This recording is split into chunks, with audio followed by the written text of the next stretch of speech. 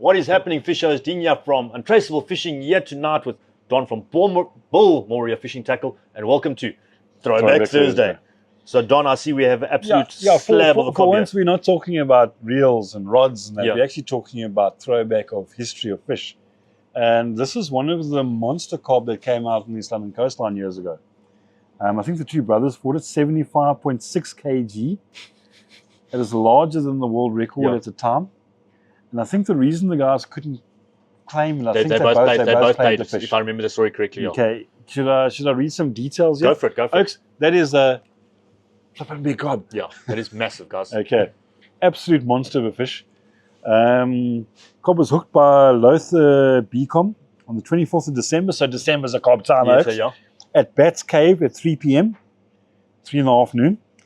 It is believed to be one of the largest ever KOB caught in South African waters. A carbon fiber rod and a Shimano reel with 300 meters of maximum 17 kg, which we spoke about last week. Yeah. The KOB took 200 meters of line on its first run. Not bad KOB for can KOB. pull, trust me. Leaving only 50 meters on the reel. Having held the fish for 35 minutes, Lothar blistered his thumb, and it's a handover to his father, Len, who landed the fish 30 minutes later. Jack Fulyoon, who accompanied them on this outing, gaffed the fish and assisted in carrying it up the cliffs, which Turnhour had to use a spade to remove the scales.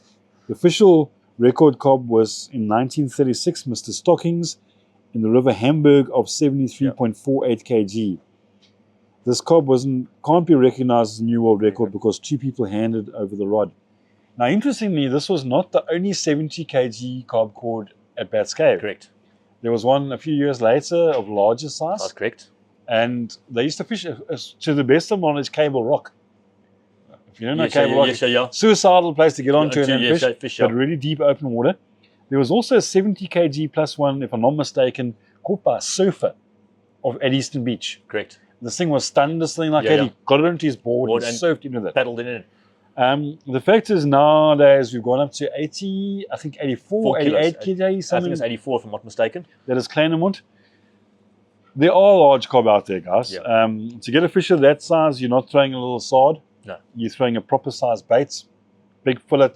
Or a big live shad or something like that. 16-0 hook wouldn't look out of place. So there are large fish around. The problem is a lot of our anglers nowadays, particularly in the East London area, don't throw large live bait anymore. The guys down the Southern Cape and that in the PE area, they're throwing mullet that size. 25, 30 centimeter 25, 30 centimeter mullet. The largest KOB my brother ever caught was in Kiwani Lagoon, and that must have been on about a 35 centimeter mullet. So you can throw proper, these things will swallow your head. Yeah, that thing's got a big mouth. It's got a huge mouth. And if you do ever get a large KOB like that, please try release. Yeah. That thing can lay thousands of eggs. And they don't taste like it anyhow. No, that thing's meat's ruined. But there are 80 kg KOB in our waters. I still believe the 100 kg KOB is out there. He's definitely lurking out there. He's lurking out there, waiting for your big larvae. Yeah. And what better excuse to put live bait out at night? Inspirational story from two brothers who must have had an epic battle on their hands. Yeah, they must have been. It goes to show, I'm afraid to say, a shout out to the whippersnappers that you cannot catch a large fish on mono and a multiplier rod. There's only 300 meters of line. Yeah. I can understand why he blistered his finger though. Blistered finger. That size. Trophy of note. Yeah. My biggest KOB was about 28 kilo odd. And sadly, I got it in pretty heavy tackle. I got it in a 49A, and its first run was good, about 50, 60 meters. And then died off quite quickly. But it died off fairly quickly. Yeah. And colder water, they tend to spook a lot harder, which I think might have happened in this case. Although December, you never know. Yeah. And your best KOB story? You're going to go a decent KOB story? I've caught some fair sized KOB, but they also do die off. They don't hold their power forever. You know what I mean? I must admit, my favorite way of going for them is fairly light on like a 12-foot or even an 8-foot rod. Yeah. And having an exciting run for that first 50 meters odd. And once you turn him and if you stay calm, they're easy to catch. Yeah. But don't push him too much pressure or too little pressure. They're just a nice fish to catch.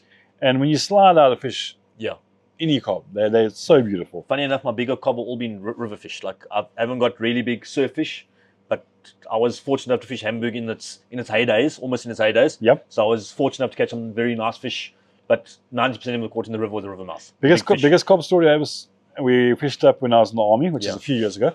We were up the upper reaches Yeah. of Hamburg where the reeds are. We carved Yes, a yeah. gap through the reeds. Oh, yes, yes, We yeah. went up on scramblers in the old days because we were rough and tough. Tough and hardcore. And through the nights, I think I got 30, my boy got 30. And we only kept, in those days, you could keep 5, I think. Yes, so we yeah. weren't slaughtering them. I think we took like 3 fish home. Yeah. Nothing smaller than 4 kilo, up to about 10 kilo odd. Yeah. And every cast. Every You cost had a for fish cost. on. Cast per cast. Ran out of bait, started using cob to catch cob. But in the middle of the night, Yeah. in the spotlight, we had a powerful, like one Yes, of those, you know, 12-volt battery Oh, jobs. yes, man, yes, those those ever-ready, things, yes, yeah.